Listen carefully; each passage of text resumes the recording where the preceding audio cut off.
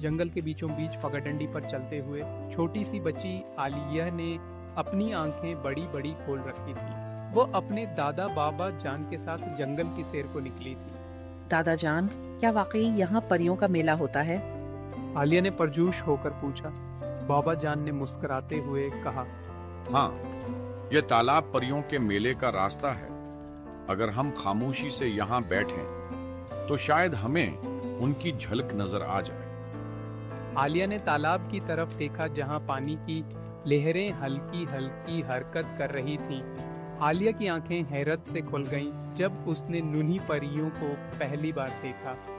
दादा जान, ये तो वाकई जादुई हैं। उसने सरगोशी की। परियां तालाब के ऊपर मौन रक़स थे और उनकी हंसी की आवाज गूंज रही थी। बड़ी परी ने कहा, हमें खुशी है कि तुमने हमें देखा। हम हर साल इस मीठे मेले में आते हैं। आलिया ने खुशी से जवाब दिया, मैं भी हर साल आऊंगी। बाबा जान ने आलिया को बताया कि अब घर जाने का वक्त हो चुका है। लेकिन दादा जान, मैं परियों को अलविदा कहना चाहती हूँ।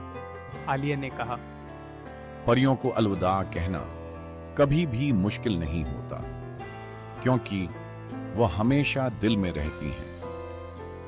बाबा जान ने कहा। आलिया ने अपनी आंखों में परियों का ख्वाब सजा लिया था।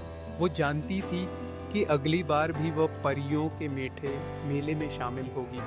अगली बार हम दोबारा आएंगे, ठीक है दादा जान? उसने मुस्कुराते हुए कहा। जरूर मेरी प्यारी, बाबा जान ने जवाब दिया।